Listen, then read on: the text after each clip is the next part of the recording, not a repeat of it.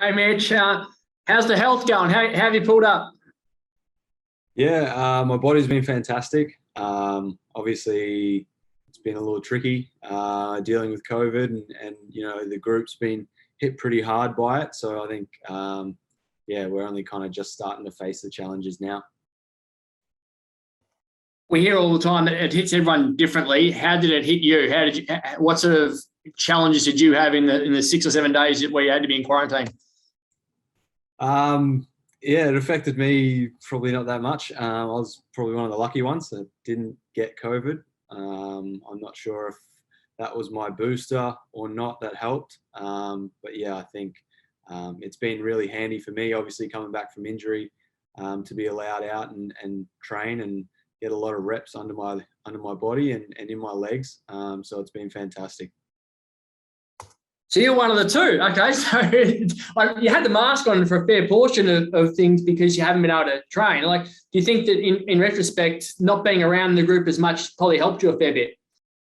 Yeah, obviously, it's been very challenging, I think, to say the least. But yeah, we wear masks pretty much all the time as soon as we step foot out of our room, and even when we are around each other. So it has been challenging, but we stick, by our protocols and our rules that we put amongst each other, and we think that's kind of helping at the moment. So how beneficial has it been then for you having so much time off, not having to worry about sitting in your room doing nothing and being able to build some fitness again? It's been important. I've really used this time to, get a lot of reps in my legs. We've had a number of coaches that have been able to be there with me, and the sessions kind of been based around what I ideally need to get back to where I want to be, and help this group win. So it has been fantastic in terms of that. Obviously, on the flip side, you don't want to see any of your teammates go through, some of the things they did, but we're coming out the other side of it now. Was it weird being one of only a couple of people who was allowed to be around the place? Like, you wouldn't have had too many mates to hang out with. Yeah, I mean, I had a lot of time to myself, even though I was allowed to be out and about, and I come up with great ideas like this with this facial hair. But no, it's been good. Obviously, you try and help out the guys as much as you can, with obviously sticking in by the rules and restrictions we got in play, and just picking up little things like click and collect and things like that, to help guys survive and get through this difficult period.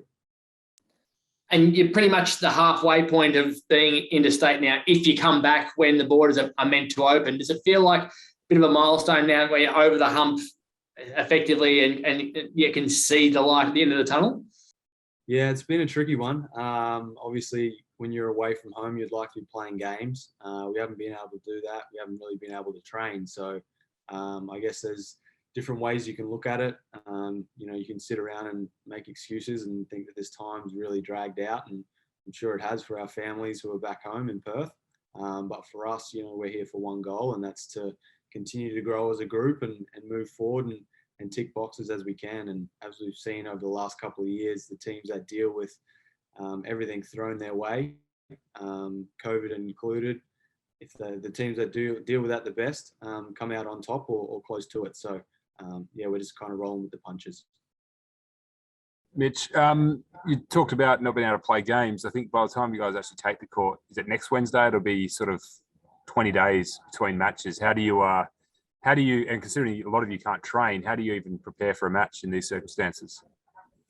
Yeah, we've been doing a lot of video sessions in the afternoons. I think that's kind of been something that a lot of guys can kind of circle on their calendar and look forward to.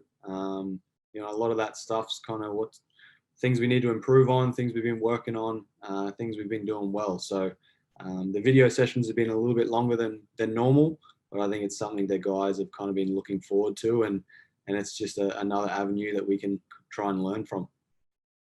Is there any worry amongst the group that this break between games and inability to train is going to affect your loading? So like, I know that the Perth Glory W players, they're worried that they had 3 weeks off, then played a couple of games, got some injuries. Is that a concern for you guys as well, that you won't be able to, that you'll lose a bit of conditioning? I mean, anytime you're not playing basketball or get told you got to stay in a room for 7 days, you're concerned about your conditioning. But we have a lot of faith in the support staff we have here in Perth, and I believe it's some of the best in the league. So we put all our faith in them and know that they'll take good care of us. How have you dealt with the constantly changing fixtures personally? When every time the game gets rescheduled, we get a bit closer and it gets pushed back again. How have you dealt with that? Yeah, it's obviously challenging. We do a lot of scout. The coaches put a lot of time and effort into, different schemes and things like that we're going to face. So to be honest, it's kind of, you just got to roll up and see what's going to happen. We put a lot of faith. Again, I feel like I use that word a lot, but we trust our coaching staff, support staff that, we're going to have plans in place, one, to help us prepare, and two, if things go upside down and we face a different team in a couple of days, we're going to be all sweet. You guys actually have any training locked in ahead of the game next week? When is the majority of players allowed out and able to actually mingle? I believe we've got 2 sessions before we jump on the plane and head to Adelaide. So it'll be good to obviously see and get to train with another couple of bodies, which would be nice. Mitch, good to hear that you're one of the lucky few. In terms of obviously yourself coming off the knee, and how do you get intensity in training though when there's just the 2 of you and obviously Scott there as well? Yeah, it's actually quite easy when you have a number of coaches like that. The amount of reps you get between you and another player, there's quite a lot. So there's not a lot of time to rest in between each rep or set, and I think that's kind of been handy for me and also the other player as well to just get that conditioning going and get a good rhythm for the game. So in terms of obviously getting up and down and playing against 5 guys, that's obviously been put on hold for a little bit, but the one-on-one individual kind of aspect has kind of really helped my fitness. So you're ready to go come the start of next week with games. What about the rest of the team though? Is it sort of a bit of the unknown going into games next week of just how fit and how you guys will last that full 40 minutes? I think so, and I think we've kind of witnessed that from the games that have happened already this round. We've noticed some teams have kind of shortened their, minutes on the floor in terms of stints and things like that. So I'm not sure if that's an avenue we're going to go down. That's all well above my head. So all I know is obviously it's affected guys differently, and we've kind of all put a plan together depending on who you are and what symptoms and everything you've had. So each kind of, it's a bit of a case-by-case scenario right now. So you obviously play a majority of minutes anyway, as it is obviously coming back from injury on sort of management minutes. But do you then go to Scott and say, hey, look, because I've had this sort of another training block, I'm ready and available to play as much as possible to try and also help your other teammates get through it? No, that's a conversation I haven't had. I'm sure the support staff and everything like that will take care of that. Just when my name's called and numbers called, that's when I'll be ready to go. And in terms of the season at large, obviously 5-1, top of the table, and building some really nice momentum. How do you, I guess, get that back with not obviously just the break, but obviously the conditioning as well? How do you go about building that again? Yeah, I mean, for us, it's quite, simple. As cliche as it is, it's one game at a time for us, and we believe, we're still bringing new guys in, and I'm still trying to fit into the pieces that we have. Only playing 1 game so far, so we constantly feel like we're trying to add guys and bring guys up to speed. So for us, we're still learning, and I'm glad it's a journey that we're able to experience with wins along the way. So we hope that doesn't stop anytime soon. And just one final one from me. Obviously, Scott sort of alluded to it when he first went, saying that we sort of almost expect our playing group, it's inevitable that we're going to get hit by COVID. In terms of him, though, he's obviously avoided it. Same with you. Do you still feel like COVID is going to get you at some stage? And if it does, how do you go about trying to replace someone like Scott, the coach? Yeah, well, I mean, if I do happen to get COVID down the track, it's obviously going to cost myself a couple of games because we will have enough guys to power on. So, and same thing for Scott. It's going to be difficult to replace a head coach. His knowledge and the way he gets the group up and about is going to be tough to replace. So I think those things, that's why we here at this club have kind of put in, certain protocols and things around the group to try and save us from going through that. We had them in place beforehand, but again, we knew it was probably going to get us at some stage. It's very tricky, and it's something that we're going to be cautious about. Awesome. Thanks, mate. No worries. Mitch, have you got any idea as to when everyone is expected to be out of quarantine? When we have your full contingent available that's been, obviously diagnosed with COVID? I'm not exactly sure about everyone. I know we'll have a fair chunk probably ready to go for the next 2 days, I believe, for training. And then we jump on a plane and head to Adelaide. And just as far as your leadership role, you never really know what symptoms you're going to get with COVID and how it's sort of going to play out. How have the guys been managing that? I can imagine it being, I guess, quite scary, also being away from home and having those conversations with them. Yeah, it's been difficult. Obviously, the other teams that have been hit with COVID have been at home. So for us, it's kind of magnified a little bit, I guess, by being on the road, being in a little hotel kind of room by yourself for 7 days can definitely get lonely. So for us, it's kind of been, trying to keep the guys up and about. And it seems like just about everyone on this road trip has a gaming console of some sort. So that's kind of helped us all get through.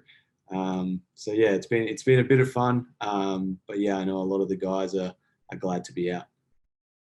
And then, you were just talking about the mustache that's going on as Nat Fife. Have you seen his look? Has that inspired you perhaps? I haven't actually, but I'm hoping to inspire a couple of other boys, and we might see who I can get. Just finally on the 36ers as well. What's been your take on their season? And is it just going to be, it's so hard to kind of look at it given that you just don't know who's really going to line up for yourselves and also them. Yeah, it's difficult. Obviously they're kind of going through a bit as well and have done in the weeks prior. So it's challenging. Obviously they had a really good preseason. They're extremely talented and got a lot of depth across the board. So for us, it's going to be kind of back to our game plan and trying to stick by that as best we can and put ourselves in a good position down the stretch. Have you had to be pretty strict as far as just allowing the guys to kind of recover? I know, sort of being an athlete, that sometimes you feel as though putting in sort of the hard yards, even when you are a little bit unwell, can sometimes be the thing that you sort of do, but might not necessarily be the best for you in the long run. What's sort of been the criteria for those that have been in quarantine? Yeah, I guess it's just symptom based really, and a lot of guys have kind of been great at putting their hand up straight away and either saying they're not feeling great, they got a bit of a fever or something like that. So it really is individual based and scenario kind of changes depending on who you are. And I think everyone's done a really good job of obviously recognizing that straight away, because you don't want it to linger around and infect the group. Unfortunately, it did. But it's something that this group's done really well. Cool, thank you. Yeah, can I ask a follow up on that? And you probably can't give away too much, Mitch, but what has the range of symptoms been for some of the guys, if you're able to comment on it? Have there been guys who've had serious illness, or has it been pretty mild? Yeah, I guess it's kind of ranged from like body aches, sore throats, fevers and things like that. So I think the support staff have done a great job of obviously being able to try and supply guys with things that will help kind of limit their either pain or stress or whatever it is, just to help them get some sleep. So it has been challenging, and the manager and everyone involved has been running around like crazy to try and help us get through this crazy time. But thankfully we're almost